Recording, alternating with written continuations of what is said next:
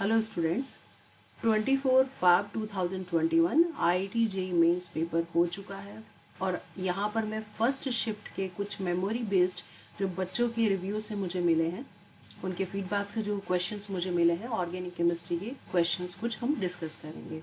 बच्चों, पहला क्वेश्चन है कि नाइट्रेशन किया है एनिलीन का और उससे आपको ऑर्थो, मेटा एंड पैरा तीनों आइसोमर्स मिले हैं।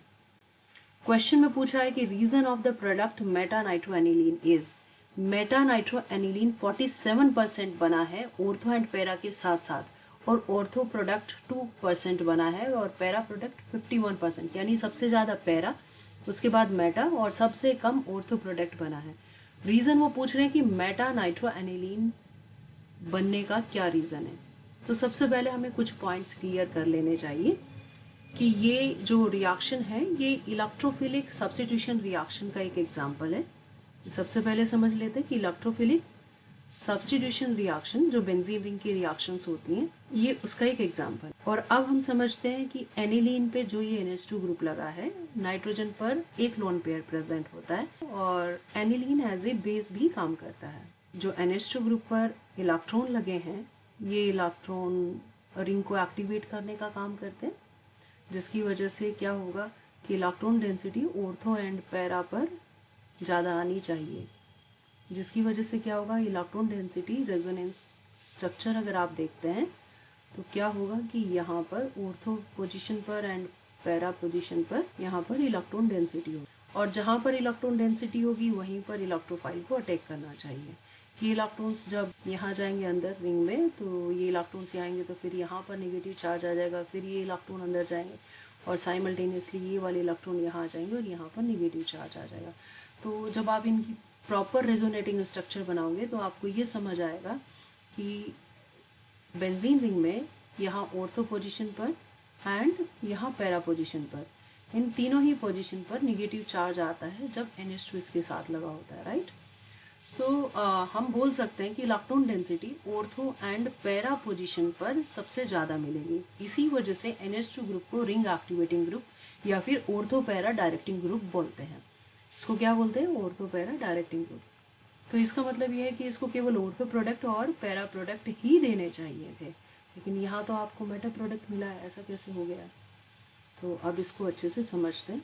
अब इतना आपको क्लियर हो चुका है कि ये ऑर्थो पैरा डायरेक्टिंग है। तो जो क्वेश्चन में 3 दे रखा है, थर्ड नंबर का जो ऑप्शन है कि NH2 group is Meta directing, ये तो आपको समझ आ गया कि ये तो नहीं है।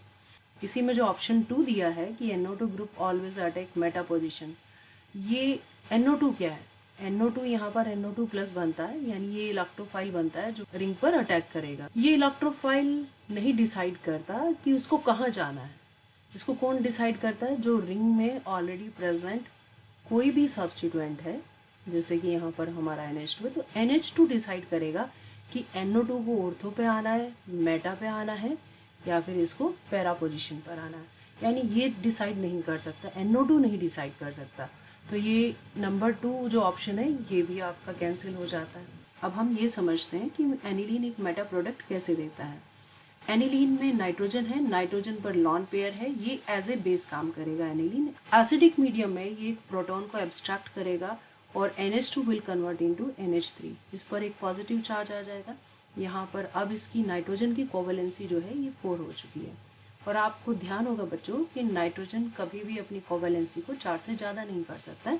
ये अपने P ब्लॉक एलिमेंट्स में ग्रुप 15 में पढ़ा है और NCERT में ये पहला, दूसरा, तीसरा कोई सा इसी नंबर का क्वेश्चन है। मतलब फ्रीक्वेंटली ये क्वेश्चन भी बोर्ड के एग्जाम में पूछा जाता है, राइट।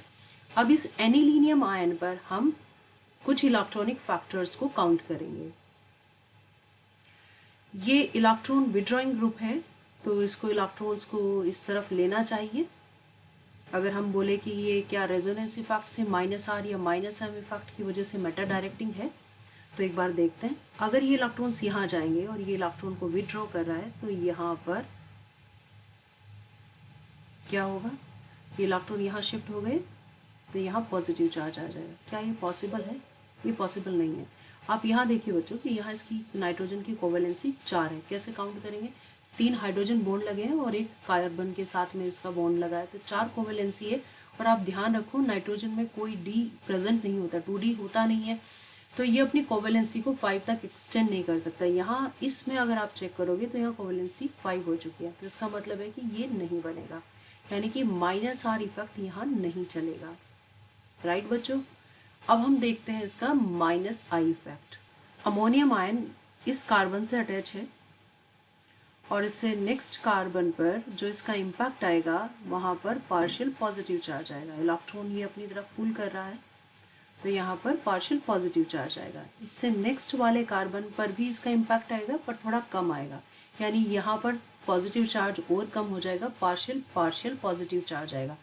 नेक्स्ट वाले कार्बन पर और भी कम पॉजिटिव चार्ज होगा, यानी कि इसका इम्पैक्ट और कम हो जाएगा। आपको पता है कि डिस्टेंस के साथ साथ -I इफेक्ट कम होता है, या -I हो या +I हो, डिस्टेंस के साथ इंडक्टिव इफेक्ट कम होता है।